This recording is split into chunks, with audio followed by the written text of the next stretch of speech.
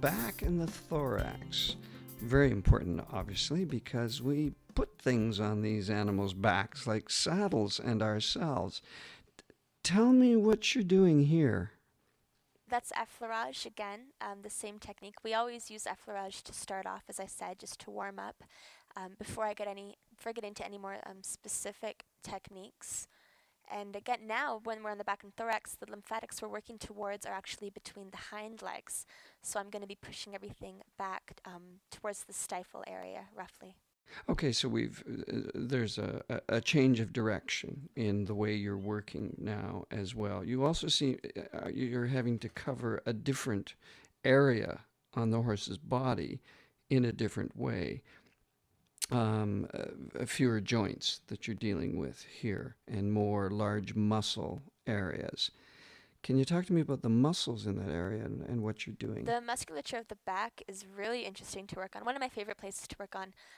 There's two main muscles, I consider them, that run across the horse's top line between the rib heads and the vertebrae itself. Longissimus and iliocostalis, they're called. Extremely long muscles. And so there's plenty of room for these muscle bellies to hold tension all throughout the muscle bellies. So the withers, where I'm working on now, that's where the muscles originate from, roughly.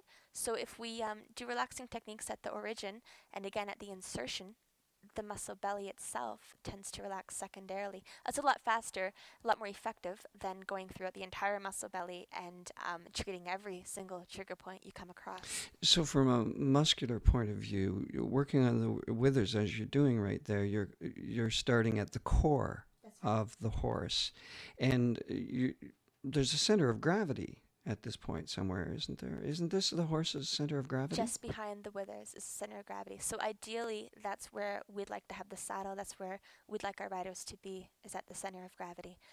So, the massage work you're doing is working in concert with the center of gravity. That's right. And I tend not to find as many issues here. It's a fairly strong area of the back, which is why we want to be there. The area I do find issues is a little bit closer to the hindquarters, more throughout the loins. I call it the horse's lower back, if they were to have one. At the back of the saddle, it's actually right above where the kidneys would be.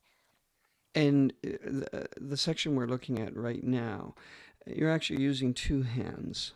Can you explain just what are the muscle systems that you're working right there?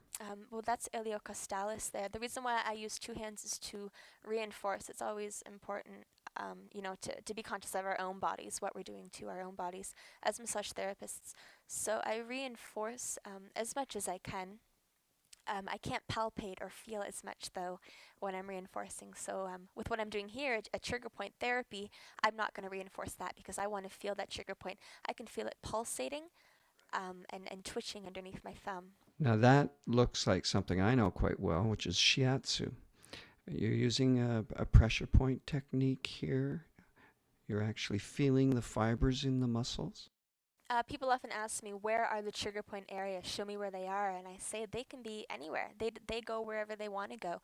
They actually move underneath my fingers. I can feel it roll out. And I have to go around the area and try to find where it went to again. So the trigger points too will depend on many factors, especially how the horse has been working well or not working so well. And so you're finding the spots that especially need your attention.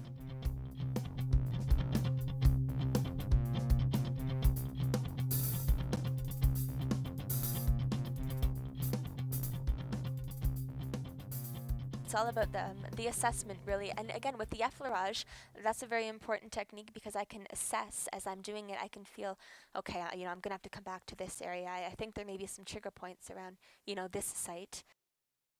So with the effleurage, which is kind of the background treatment, which then allows you to define specific points that need a different kind of Yeah, it's almost touch. like map work. It kind of gives me an idea as to, where I'm going to focus the majority of my treatment, which area. And constantly repeating, sending the message to the horse through the effleurage that this is a calming, this is a good thing to do, and and sending the same message to the muscles: relax, take it And to easy. keep the tissues warmed up. If I do an effleurage and then I spend 15 minutes on a trigger point, well, my muscles are going to be, almost cooled off by then. So we always go back to effleurage or a technique similar to help keep the muscles warmed up, keep the blood flowing. Now you're moving a little bit back towards the hindquarters of the horse into some very important muscle areas. What can you tell me about that? This is what we call the loins of the horse. They tend to hold a lot of tension in this area. This is the insertion of longissimus and iliocostalis, and also an insertion of one of the hindquarter muscles, middle gluteal.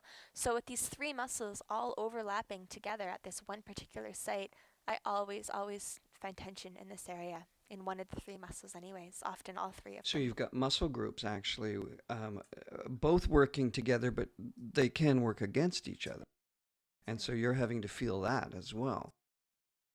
And if you do find in those three muscle groups, if you do find them in conflict with each other, what do you do then? Well, they tend to work together. I mean, that's just one of the, wonders of the body. They do tend to work together, not so much as antagonists. Middle gluteal helps to flex the hip, and longissimus and iliocostalis, with the way they overlap, they also can assist in that movement as well. So everything does tend to work together. However, if there is a problem in one, I find a problem in the other too. So because of the close relationship. And just as the center of gravity is so important in the area in the loins that you're working on now, because the whole dynamics of how we train horses with that forward movement and the engagement from behind, this is obviously a key area for you to get a good sense of and to work with. With the engagement from behind, that's more of a dressage thing. So I do find tension there in a lot of dressage horses. But I also find tension in weakened muscles, in atrophied muscles. This is something that surprises a lot of people. They think tension, big, strong muscles. Not always the case. Horses that don't use the hind end so much, even young horses, foals, they still tend to hold tension in that area. And when you use the term tension in a muscle, from a physiological point of view, what does that mean? Does it mean fibers out of line, or what does it mean? At the origin and the insertion of each muscle, there's an organ, Golgi tendon organs, they're called GTOs. GTOs are essentially stretch receptors. They regulate the amount of stretch throughout the entire muscle belly. So as I said before, I often treat the origin and the insertion. I activate these GTOs, whether to soothe or to stimulate, therefore releasing or stimulating the muscle belly itself.